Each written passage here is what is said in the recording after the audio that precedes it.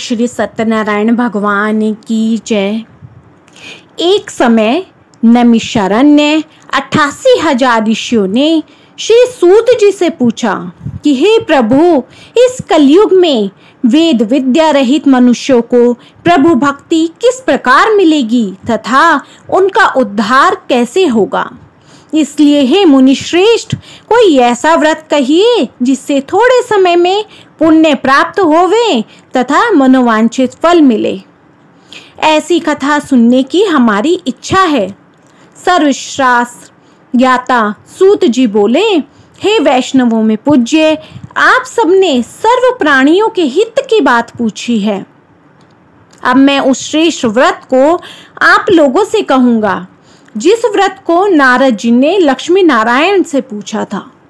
एक समय योगीराज नारद जी दूसरों के हित की इच्छा से अनेक लोकों में घूमते हुए मृत्युलोक में आ पहुँचे। वहाँ बहुत योनियों में जन्मे हुए प्राय सभी मनुष्यों को अपने कर्मों के द्वारा अनेक दुखों से पीड़ित देखकर सोचा कि किस यत्न के करने से निश्चय ही इनके दुखों का नाश हो सकेगा। नारद ऐसा मन में सोचकर विष्णु लोक को गए। वहां श्वेत वर्ण और 4 भुजाओं वाले देवों के ईश नारायण को, जिनके हाथों में शंख, चक्र, गदा और पद्म थे तथा वरमाला पहने हुए थे, देखकर स्तुति करने लगे कि हे भगवान, आप अत्यंत शक्ति से संपन्न हैं। मन तथा वाणी भी आपको नहीं पा सकती। आपका आदि, मध्य और अंत नहीं है। निर्गुण स्वरूप सृष्टि के कारण भूत व भक्तों के दुखों को नष्ट करने वाले हो, आपको नमस्कार है। नारद जी से इस प्रकार की स्तुति सुनकर विष्णु भगवान बोले कि हे मुनिश्रेष्ठ, आपके मन में क्या है? आपका यहाँ किस काम के लिए आगमन हुआ है? सो निसंकोच कहो। तब नारद जी बोले, मृत्यु लोक में सब मनुष्य जो अनेक योनियों में पैदा हुए हैं, अपने कर्मों के द्वारा अनेक प्रकार के दुखों से दुखित हो रहे हैं। हे नाथ, मुझ पर दया रखते हो तो बतलाइए कि उन मनुष्यों के उस दुख थोड़े से प्रयत्न से कैसे दूर हो सकते हैं। श्री भगवान जी बोले, हे नारद, मनुष्यों की भलाई के लिए तुमने बहुत अच्छी बात पूछी है। जिस व्रत के करने से मनुष्य मोह से छूट जाता है, मैं वह कहता हूँ। सुनो, वह बहुत पुण्य देने वाला है। स्वर्ग तथा मनुष्य लोक दोनों में दुर्लभ एक उत्तम व्रत है। आज मैं प्रेमवश होकर तुमसे कहता हूँ, सत्यनारायण का यह व्रत अच्छी तरह विधि विधान पूर्वक करके मनुष्य तुरंत ही यहाँ सुख भोग कर मरने पर मोक्ष को प्राप्त होता है। श्री भगवान के वचन सुनकर नारद मुनि बोले, उस व्रत का क्या फल है, क्या विधान है, किसने यह व्रत किया और किस दिन यह व्रत करना चाहिए, विस्तार से बताइए। भगवान बोले, दुख, शोक आदि को दूर करने वाला, धन धान्य को बढ़ाने वाला, सौभाग्य तथा संतान को देने वाला, यह व्रत सब स्थानों पर विजयी कराने वाला है। भक्ति और श्रद्धा के साथ किसी भी दिन मनुष्य श्री सत्यनारायण भगवान की शाम के समय ब्राह्मणों और बंधुओं के साथ धर्म परायण होकर पूजा करे। भक्ति भाव से नैवेद्य केले का कम, घी, दूध और गेहूं का चूर्ण सवाया लेवे। गेहूं के अभाव में साठी का चूर्ण, शक्कर तथा गुड़ ले और सब भक्षण योग्य पदार्थ जमा करके भगवान को अर्पण कर देवे तथा बंधुओं सहित ब्राह्मणों को भोजन करावे। तत्पश्चात स्वयं भोजन करे। नृत्य, गीत आदि का आचरण कर सत्यनारायण भगवान को स्मरण करते हुए दिन व्यतीत करे। इस तरह व्रत करने पर मनुष्य की इच्छा निश्चय ही पूरी होती है। विशेषकर कलिकाल में भूमि पर यही मोक्ष का सरल उपाय है। बोलो श्री सत्यनारायण भगवान की जय। श्री सत्यनारायण व्रत कथा द्वितीय अध्याय। सूत जी बोले, हे ऋषियों, जिन्होंने पहले समय में इस व्रत को किया है उनका वृत्तांत कहता हूँ, ध्यान से सुनो। सुंदर काशीपुरी नगरी में अति सुंदर ब्राह्मण रहता था। वह भूख और प्यास से बेचैन हुआ नित्य ही पृथ्वी पर घूमता था। ब्राह्मणों से प्रेम करने वाले भगवान ने ब्राह्मण को दुखी देखकर बूढ़े ब्राह्मण का रूप धरकर उसके पास जा आदर के साथ पूछा कि हे विप्र, नित्य दुखी हुआ पृथ्वी पर क्यों घूमता है? हे श्रेष्ठ ब्राह्मण, यह सब मुझसे कहो, मैं सुनना चाहता हूँ। ब्राह्मण बोला, मैं बहुत निर्धन ब्राह्मण हूँ, भिक्षा के लिए पृथ्वी पर फिरता हूँ। हे भगवान, यदि आप इसका उपाय जानते हो तो कृपा कर कहो। विद ब्राह्मण बोला कि सत्यनारायण भगवान मनोवांछित फल को देने वाले हैं, इसलिए हे ब्राह्मण, तू उनका पूजन कर, जिसके करने से मनुष्य सब दुखों से मुक्त होता है। ब्राह्मण को व्रत का सारा विधान बतलाकर बूढ़े ब्राह्मण का रूप धारण करने वाले सत्यनारायण भगवान अंतर्ध्यान हो गए। जिस व्रत को वृद्ध ब्राह्मण ने बतलाया है, मैं उसको अवश्य करूँगा। यह निश्चय करने पर उस ब्राह्मण को नींद भी नहीं आई। वह सवेरे ही उठ सत्यनारायण के व्रत का निश्चय कर भिक्षा के लिए चल दिया। उस दिन उसको भिक्षा में बहुत सा धन मिला, जिससे बंधु बांधवों के साथ उसने सत्यनारायण का व्रत किया। उसके करने से वह ब्राह्मण सब दुखों से छूटकर अनेक प्रकार की संपत्तियों से युक्त हुआ। उस समय में वह ब्राह्मण हर मास व्रत करने लगा। इस तरह सत्यनारायण भगवान के व्रत को जो करेगा सब पापों से छूटकर मोक्ष को प्राप्त होगा। आगे जो पृथ्वी पर सत्यनारायण का व्रत करेगा वह मनुष्य सब दुखों से छूट जाएगा। इस तरह नारद जी ने सत्यनारायण का कहा हुआ यह व्रत तुमसे कहा है। हे विप्र, अब मैं और क्या कहूँ? ऋषि बोले, हे मुनीश्वर, संसार में इस ब्राह्मण से सुनकर किस किस ने इस व्रत को किया, हम सब वह सुनना चाहते हैं। इसके लिए हमारे मन में श्रद्धा है। सूत जी बोले, हे मुनियों, जिसने इस व्रत को किया है वह सब सुनो। एक समय वह ब्राह्मण धन और ऐश्वर्य के अनुसार बंधु बांधवों के साथ व्रत करने को तैयार हुआ।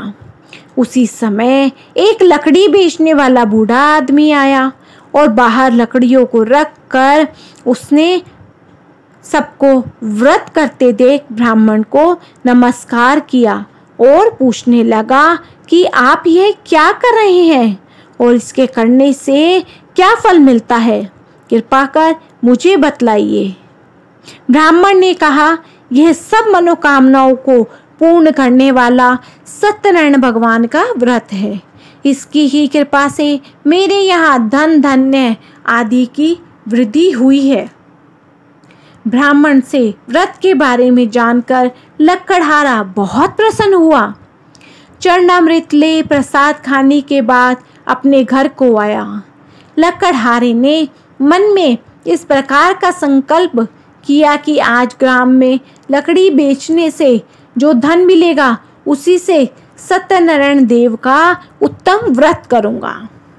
यह मन में विचार कर वह बूढ़ा लक्कड़हारा लकड़ियाँ अपने सर पर रखकर जिस नगर में धनवान लोग रहते थे वह ऐसे सुंदर नगर में लकड़ियाँ बेचने चला गया।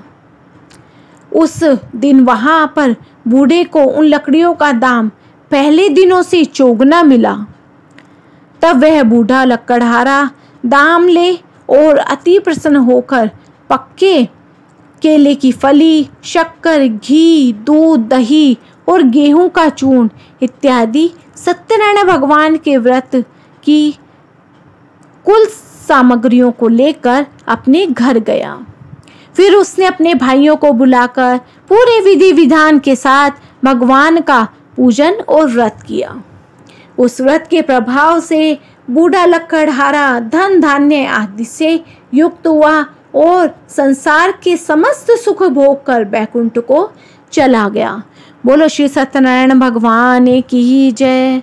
भजमन नारायण नारायण हरि हरि, श्रीमन नारायण नारायण हरि हरि। बोलो श्री सत्यनारायण भगवान की जय। तृतीय अध्याय की जय। श्री सूत जी बोले, हे श्रेष्ठ मुनियों, अब मैं आगे की एक कथा कहता हूँ। प्राचीन काल में उल्कामुख नाम का एक महान ज्ञानी राजा रहता था। वह जितेंद्रिय और सत्यवक्ता था। प्रतिदिन मंदिर में जाता तथा गरीबों को धन देकर उनके दुख दूर करता था। उसकी पत्नी कमल के समान सुंदर मुख वाली और सती साध्वी थी। एक दिन भद्रशिला नदी के तट पर वे दोनों विधि विधान सहित श्री सत्यनारायण भगवान का व्रत कर रहे थे। उस समय वहां साधु नामक एक वैश्य आया। उसके पास व्यापार के लिए बहुत सा धन था। वह वैश्य नाव को नदी किनारे पर ठहराकर राजा के पास आया। राजा को व्रत करते हुए देखकर उसने विनम्रता पूर्वक पूछा कि हे राजन, यह आप क्या कर रहे हैं? मेरी सुनने की इच्छा है, कृपया आप यह मुझे भी समझाइए। महाराज उल्कामुख ने कहा कि हे साधु वैश्य, मैं अपने बंधु बांधवों के साथ पुत्र की प्राप्ति के लिए श्री सत्यनारायण भगवान का व्रत व पूजन कर रहा हूँ। राजा के वचन सुनकर साधु नामक वैश्य ने आदर से कहा कि हे राजन, मुझे भी इसका संपूर्ण विधि विधान बतलाइए। मैं भी आपके कहे अनुसार इस व्रत को करूँगा। मेरे भी कोई संतान नहीं है। मुझे विश्वास है इस उत्तम व्रत को करने से अवश्य ही मुझे भी संतान होगी। राजा से व्रत के सब विधान सुनकर व्यापार से निर्मित हो वह वैश्य सुखपूर्वक अपने घर आया। उसने अपनी पत्नी को संतान देने वाले उस व्रत के विषय में सुनाया और प्रण किया कि जब मेरे संतान होगी तब मैं इस व्रत को करूँगा।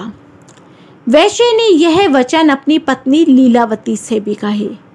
एक दिन उसकी पत्नी लीलावती श्री सत्यनारायण भगवान की कृपा से गर्भवती हो गई। 10वें महीने में उसने एक अति सुंदर कन्या को जन्म दिया। दिनों दिन वह कन्या इस तरह बढ़ने लगी जैसे शुक्ल पक्ष का चंद्रमा बढ़ता है। कन्या का नाम कलावती रखा गया।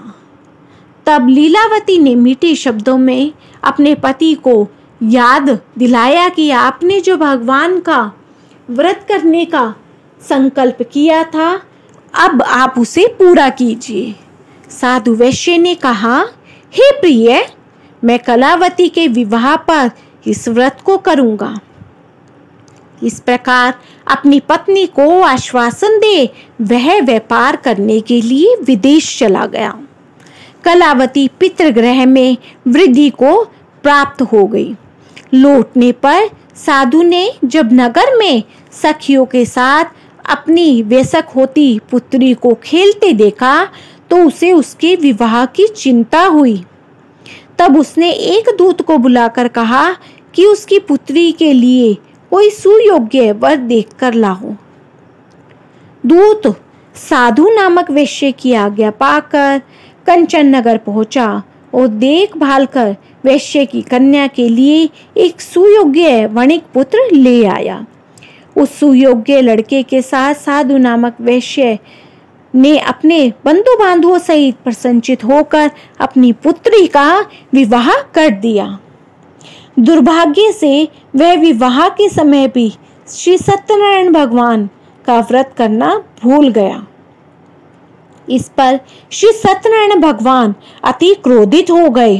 उन्होंने वैश्य को श्राप दिया कि तुम्हें दारुण दुख प्राप्त हो और फिर अपने कार्य में कुशल वह वैश्य अपने दामाद सहित नावों का बेड़ा लेकर व्यापार करने के लिए सागर के समीप स्थित रत्नसारपुर नगर में गया।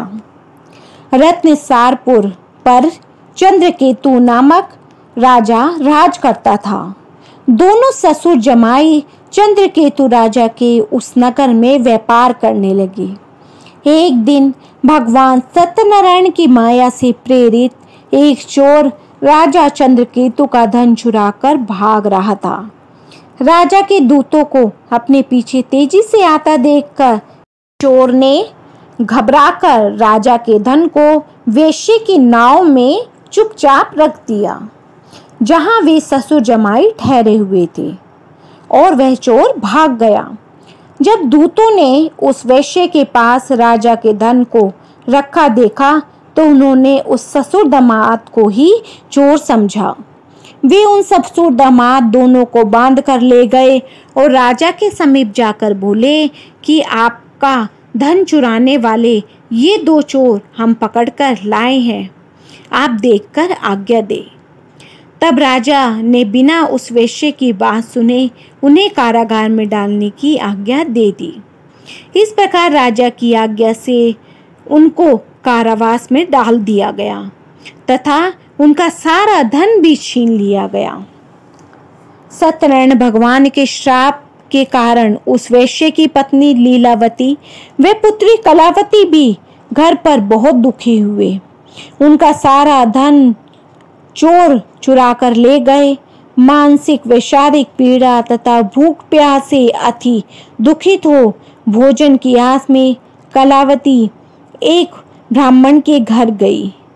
उसने ब्राह्मण को श्री सत्यनारायण भगवान का व्रत विधि विधान पूर्वक करते हुए देखा।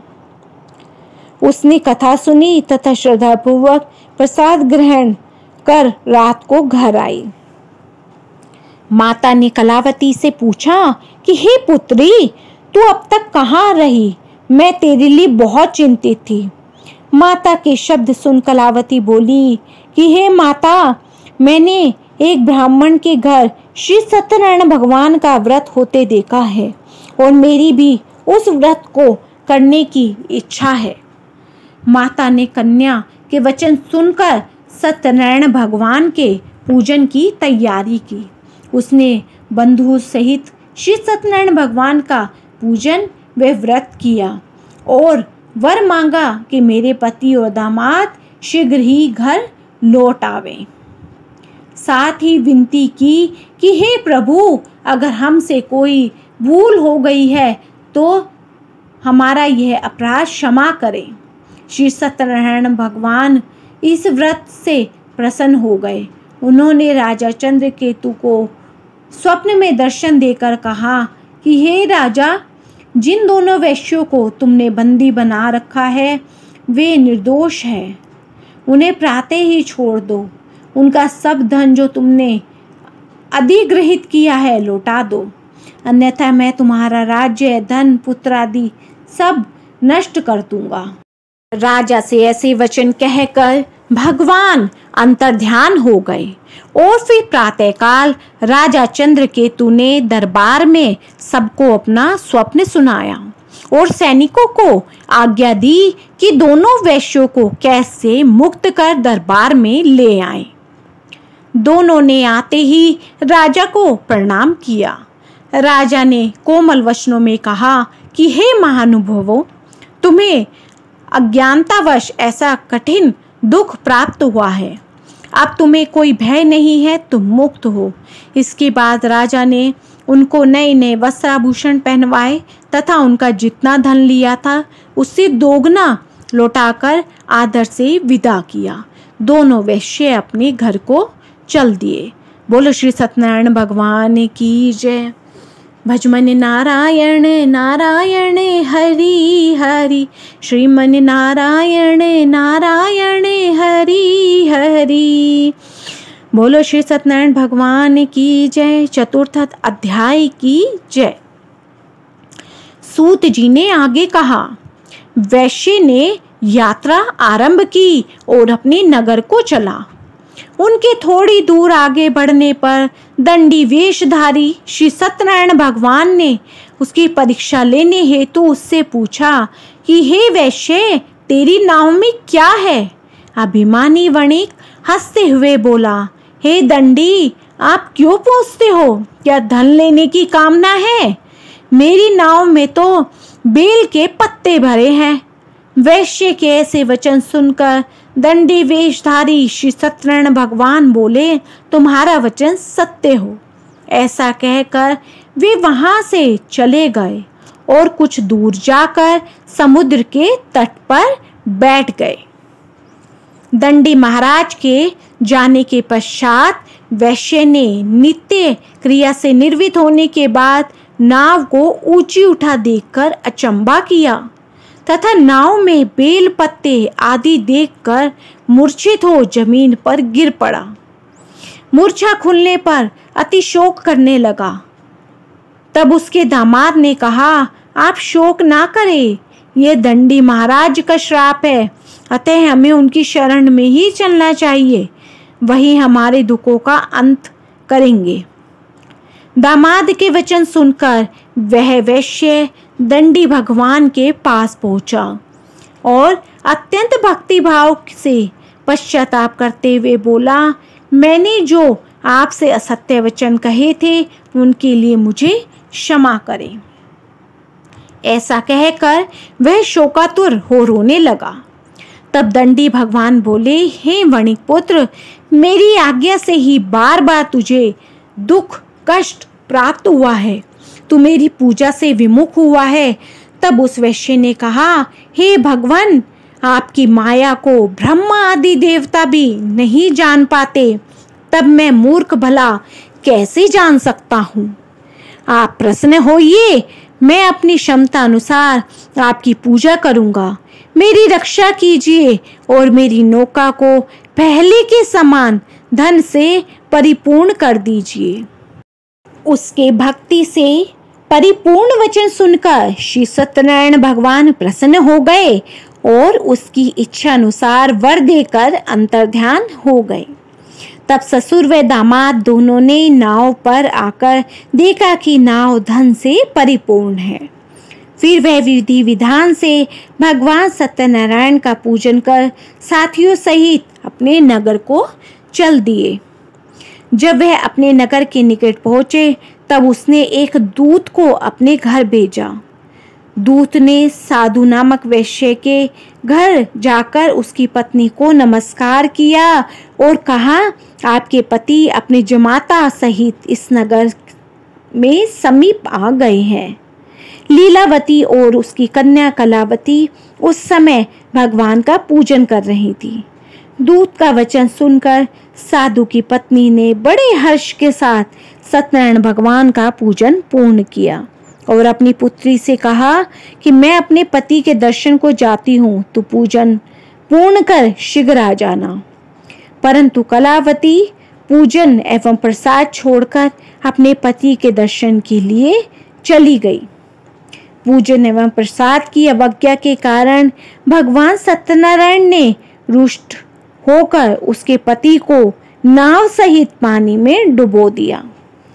कलावती अपने पति को ना पाकर रोती हुई जमीन पर गिर पड़ी।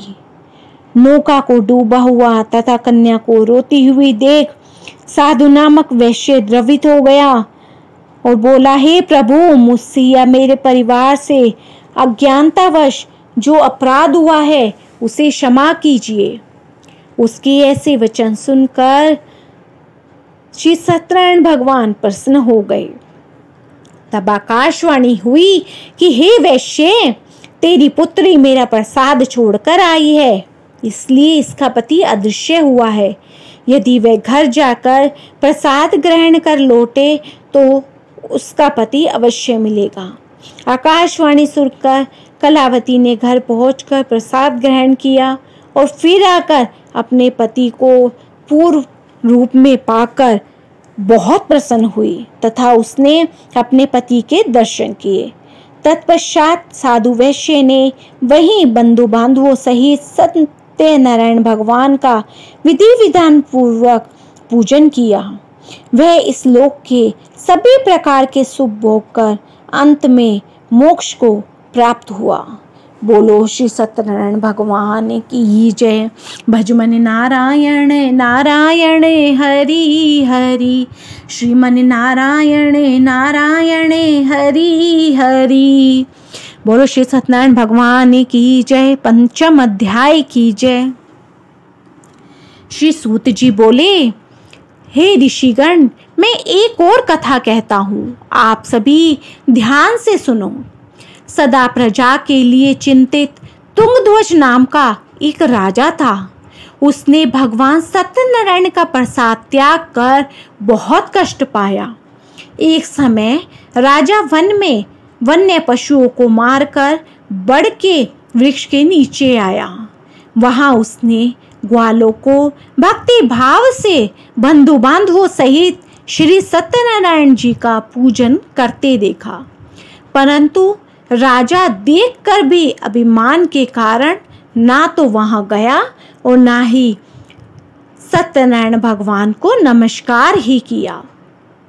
जब ग्वालों ने भगवान का प्रसाद उसके सामने रखा तो वह प्रसाद छोड़कर अपने नगर को चला गया। नगर में पहुंचकर उसने देखा कि उसका सारा राज्य नष्ट हो गया। वह समझ गया कि यह सब भगवान सत्यनारायण ने ही रुष्ट होकर किया है। तब वह वन में वापस आया और ग्वालों के समीप जाकर विधि विधान पूर्वक पूजन कर प्रसाद ग्रहण किया। तो सत्यनारायण जी की कृपा से सब कुछ पहले जैसा हो गया और लंबे समय तक सुख भोग कर मरणोपरांत वह राजा मोक्ष को प्राप्त हो गया। तो जो मनुष्य इस श्रेष्ठ दुर्लभ व्रत को करेगा, श्री सत्यनारायण भगवान की कृपा से उसे धन धान्य की कोई कमी नहीं होगी। निर्धन धनी और बंदी बंधनों से मुक्त होकर निर्भय हो जाता है। संतानहीन को संतान प्राप्त होती है तथा सब इच्छाएं पूर्ण कर अंत में वह बैकुंठ धाम में चला जाता है। अब उनके बारे में भी जानिए जिन्होंने पहले इस व्रत को किया। अब उनके दूसरे जन्म की कथा भी सुनिए। शतानंद नामक वृद्ध ब्राह्मण ने सुदामा के रूप में जन्म लेकर श्री कृष्ण की भक्ति एवं सेवा कर बैकुंठ प्राप्त किया।